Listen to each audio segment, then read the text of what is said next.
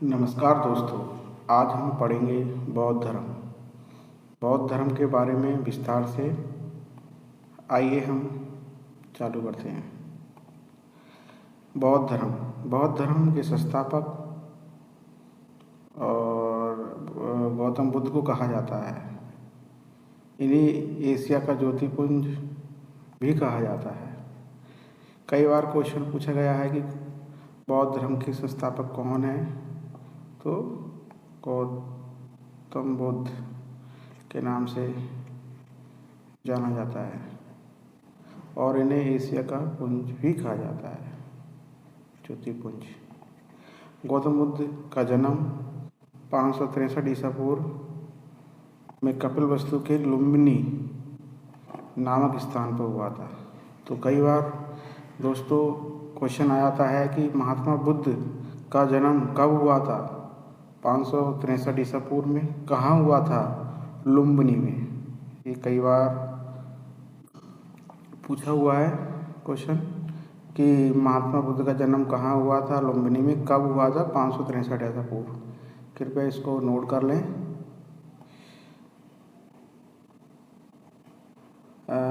गौतम बुद्ध की पिता का नाम क्या था? पिता का नाम शुद्धोधन और माता का नाम क्या था, महामाया। ये बहुत ही इम्पोर्टेंट है, कई बार पूछ लेता है। कई बार कन्फ्यूजन भी होता है कि माता का नाम महामाया भी दिया होगा क्वेश्चन में, ऑप्शन में यशोधरा भी दिया होगा, प्रजापति भी दिया होगा। तो बहुत हिसाब से माता का नाम माया, महामाया। पिता का नाम सिद्धोधन, ये याद करना है, कन्फ्यूजन वाला नहीं होना चाहिए। माँ से महामाया, पिता का नाम सिद्धोधन। और अगले चलिए, इनका पालन पोषण इनकी सौतेली माता प्रजापति गौतमी ने किया था। इनकी जो पहले माता थी महामाया, वो एक्सपायर हो गई, तो इनकी जो पालन पोषण हुआ था वो गौतमी ने किया था। इनकी सौतेली माता थी इनकी, गौतमी ने किया। गौतम के बचपन का नाम सिद्धार्थ, ये इम्पोर्टेंट है, ये गोला कर लो। गौतम के बचपन का जो नाम था वो सिद्धार्थ था। इनका विवाह 16 वर्ष की आयु में कर दिया गया। किसके साथ कर दिया गया? यशोधरा के साथ। तो सिद्धार्थ का विवाह यशोधरा के साथ किया गया। सिद्धार्थ का विवाह यशोधरा के साथ कर दिया गया। सिद्धार्थ यशोधरा, धाधा मतलब तो रिलेटेड हो रहा है ना, सिद्धार्थ और यशोधरा से कर दिया गया। इनका पुत्र, कई बार पूछता है कि गौतम बुद्ध के पुत्र का नाम क्या था? राहुल इनके पुत्र का नाम था। आइए अगले चलते हैं।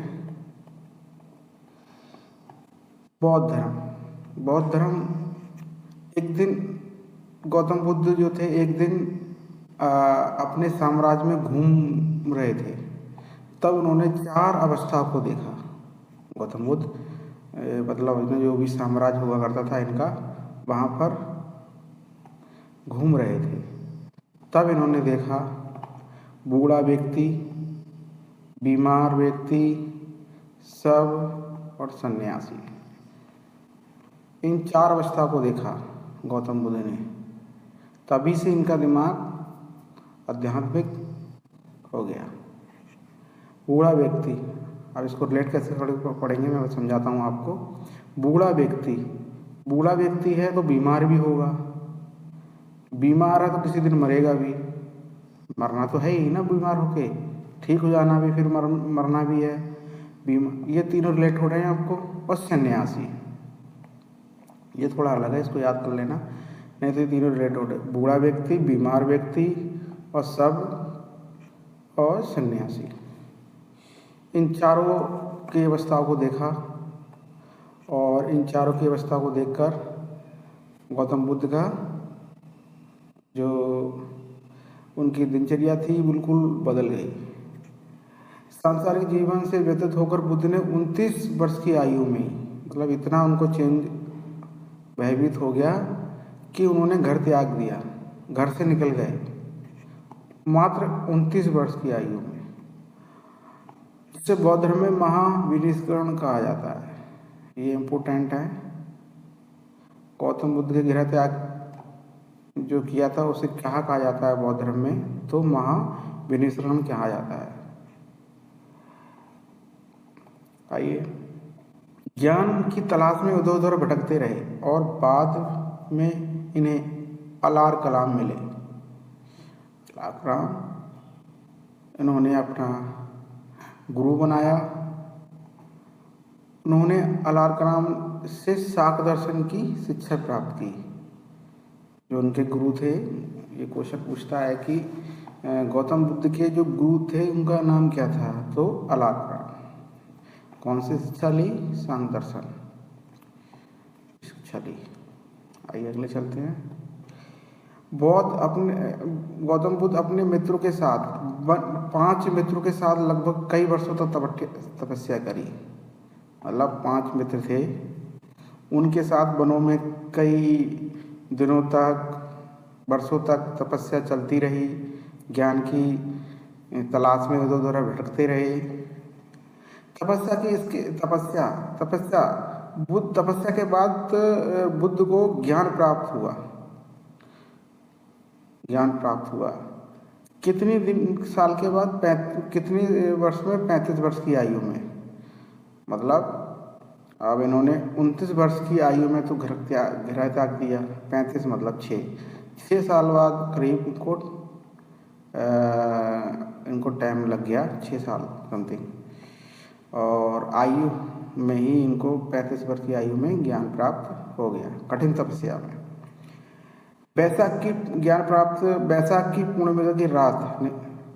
वैशाख पूर्णिमा की रात निरंजना नदी के किनारे। तो गौतम बुद्ध को ज्ञान प्राप्त कहाँ हुआ है? किस नदी के किनारे हुआ था? निरंजना नदी के किनारे। किस वृक्ष के नीचे हुआ था?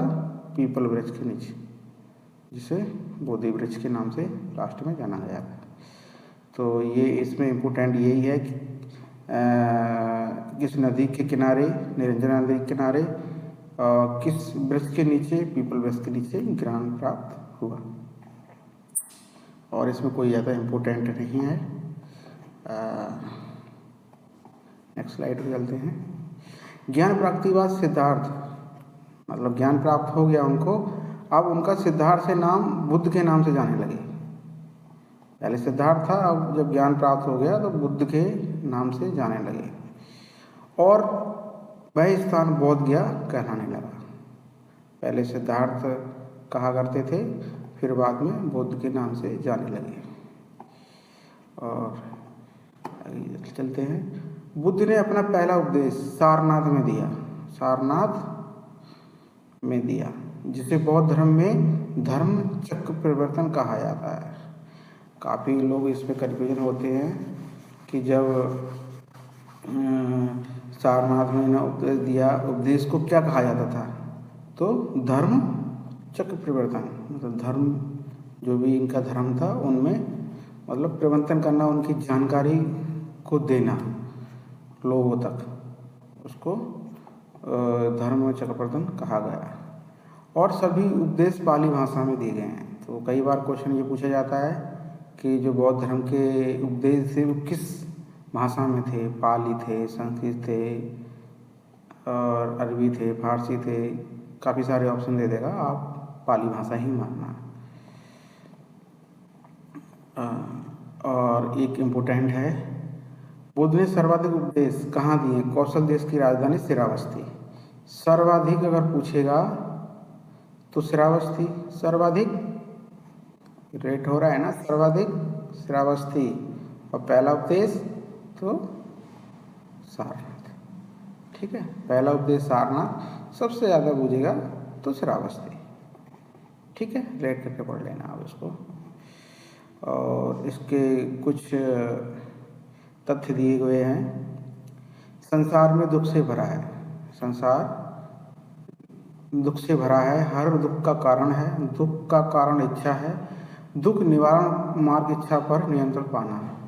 ये कुछ इन्होंने देखा तो इन्होंने बोला जो आदमी जो परेशान है उसकी जो इच्छाएं हैं वो कुछ ज़्यादा ही हैं।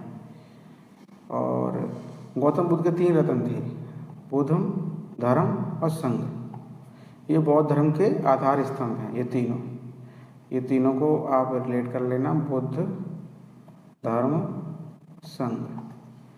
ये बहुत ज़्यादा बौद्ध धर्म में 3 रत्न थे। कभी कभी क्वेश्चन बोला 3 रत्न थे, 4 रत्न थे, कितने थे, तो कई बार पूछ लिया था, तो एक मार्क कर लें इसको। बौद्ध धर्म के प्रमुख अनुयायी, बौद्ध धर्म के प्रमुख अनुयायी कौन थे? बिम्बसार, उदायन और प्रसेनजीत। और जो उनके उपासक थे, इन्होंने बौद्ध धर्म के प्रसार के बहुत योगदान दिया। उपासक बिम्बसार,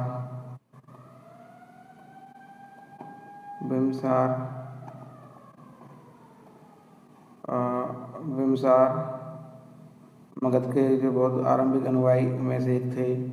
अजातशत्रु, बिम्बसार के पुत्र जिन्होंने बुद्ध से शिक्षा ली। प्रसेनजीत कौशल नरेश के जो बुद्ध के समकालीन थे। और सम्राट अशोक, मौर्य वंश के महान शासक, जिन्होंने 30वीं बौद्ध संगीति का आयोजन भी कराया। सम्राट अशोक ने बहुत ज़्यादा काम कराया, अशोक ने जो जहाँ कई सारे इनके कार्य भी कराए हैं, तो इसलिए बहुत प्रसिद्ध हैं अशोक। और ये अगले चलते हैं।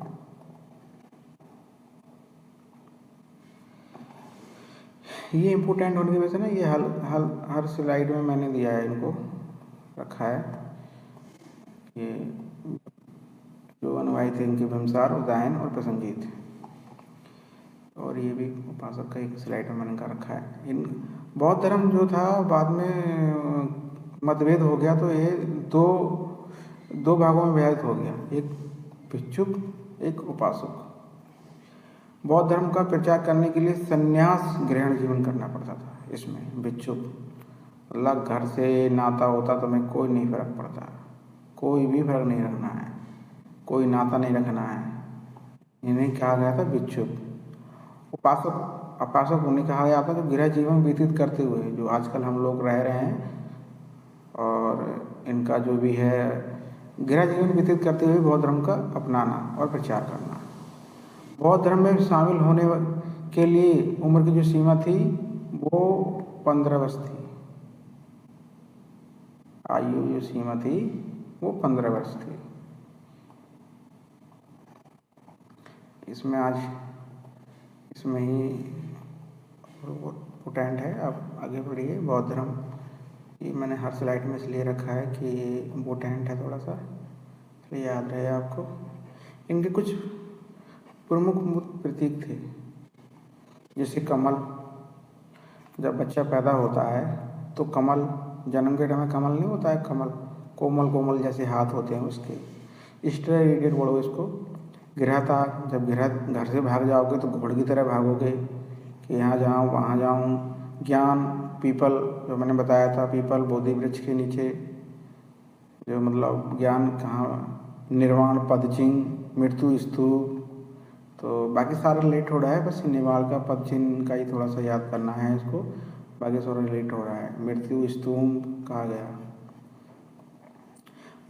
बौद्ध ने अपने प्राण 80 वर्ष की अवस्था में 483 ईसा पूर्व कुशीनगर, जो उत्तर प्रदेश में पड़ता है जिला, वहाँ हुआ, जिसे महापरिनिर्वाण कहा गया। ठीक है, महापरिनिर्वाण कहा गया। केवल इनकी जो है गौतम बुद्ध की जहाँ मृत्यु हुई थी वो स्थान कहाँ पे है? कुशीनगर में है। और मृत्यु के लिए क्या कहा जाता था? महापरिनिर्वाण कहा गया। बौद्ध धर्म से जुड़े 8 प्रमुख पवित्र स्थल, जिन्हें अष्ट महास्थान से कहा है। अष्ट प्रधान 8 प्रमुख स्थल हैं। निधन के बाद स्तूप का निर्माण करवाया, जिसमें से सबसे बड़ा स्तूप सांची का स्तूप है। ये थोड़ा याद करना, सबसे बड़ा जो स्तूप है वो सांची का स्तूप है।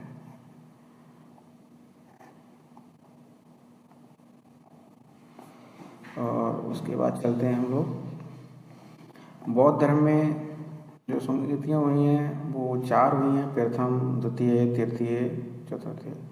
इसमें से स्लाइड में से हर बार कोई ना कोई क्वेश्चन जरूर पूछ लेता है।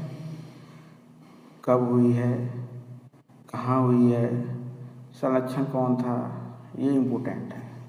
प्रथम बौद्ध संस्कृति 483 ईसा पूर्व में राजगृह में हुई। अध्यक्ष महाकाश्यप, संरक्षण जो राजा थे अजातशत्रु। बौद्ध शिक्षा का शुद्ध पिटक और विनय पिटक के स्वरूप संकलन है।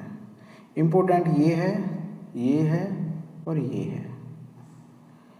तो द्वितीय बौद्ध संस्कृति 383, 483, 383 वैशाली में हुई। सबकामी था अध्यक्ष इनके और इनके संरक्षण राजा काला अशोक थे। ये थोड़ा सा मतलब इतना वो नहीं है, इम्पोर्टेंट यही है, ये इम्पोर्टेंट है आपके लिए, काला अशोक। तृतीय बौद्ध संस्कृति 250 ईसा पूर्व में पाटलिपुत्र में हुई। अध्यक्ष मंगलेती थे अशोक। तीसरी बौद्ध संस्कृति जो अशोक ने की थी। और चौथी बौद्ध संस्कृति 72 ईसा पूर्व कुंडलवन कश्मीर में हुई थी। वसुमित्र अध्यक्ष थे और कनिष्क थे। ये बहुत इंपॉर्टेंट है। चौथी बौद्ध संस्कृति किसके संरक्षण में हुई थी, राजा कौन थे, तो कनिष्क। बौद्ध धर्म का हीनान और महान नाम तो स्पष्ट है। ये चौथी बौद्ध संस्कृति तो केवल इस स्लाइड से बहुत ज़्यादा इम्पोर्टेंट है, एक बार याद कर लें।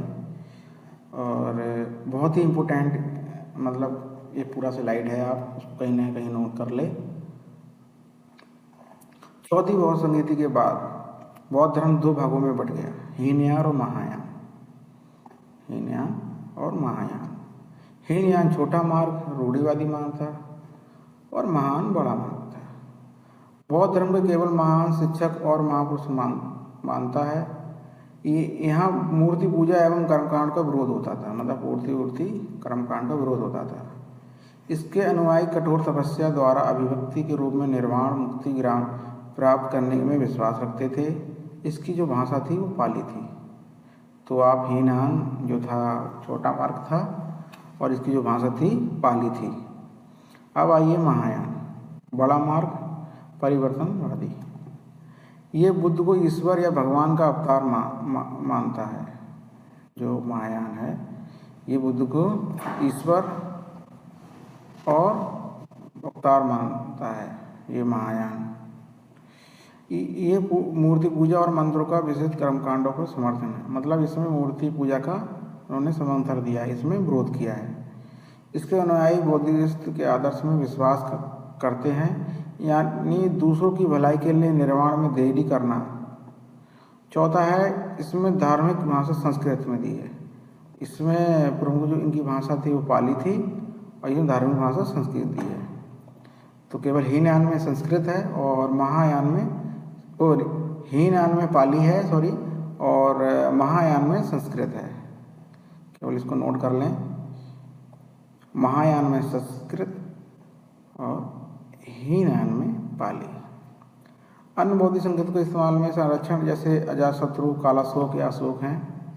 बौद्ध धर्म के त्रिपिटक ये है, एक है विनपिटक, दूसरा शुद्ध, तीसरा अधिधम।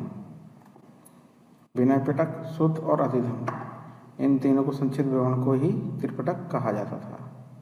ये इम्पोर्टेंट है, केवल इसको थोड़ा सा नोट कर लें। और बाद में हम एक वन लाइनर सीरीज है जो मैंने बनाई है, इसको देखें। बौद्ध धर्म के संस्थापक गौतम बुद्ध।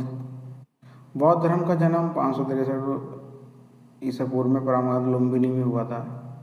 बचपन का नाम सिद्धार्थ, पिता शुद्धोधन, माता महामाया, पालन पोषण प्रजापति, पत्नी यशोधरा, पुत्र राहुल। गृहता को महावीर ऋषि किया था, 29 वर्ष में हुआ था। जो ग्रामवादी 35 वर्ष की आयु में हुई। ज्ञान प्राप्ति का स्थान बोध गया, जहाँ ज्ञान में मिला था वो पीपल के वृक्ष बोधि वृक्ष। प्रथम उपदेश सारनाथ में दिया। प्रथम उपदेश का धर्मचक्रम कहा जाता है। जहाँ पे इनकी मृत्यु हुई थी जहाँ वहाँ परिणाम बोलते हैं कुशीनगर। महापरिनिर्वाण की आयु क्या थी? 80 वर्ष में हुई थी। बौद्ध धर्म का पवित्र ग्रंथ त्रिपिटक। बौद्ध धर्म की भाषा पाली थी। बौद्ध धर्म का प्रतीक धर्म चक्र। बौद्ध धर्म के 3 रत्न थे, बुद्ध, धम्म और संघ। प्रथम बौद्ध संगीति राजगिरह हुई थी। द्वितीय वो संगीति वैशाली में हुई थी। तृतीय पाटलिपुत्र अशोक के समय। चौथी कश्मीर कनिष्क के समय। बौद्ध धर्म का सबसे बड़ा संरक्षक सम्राट अशोक को माना जाता है।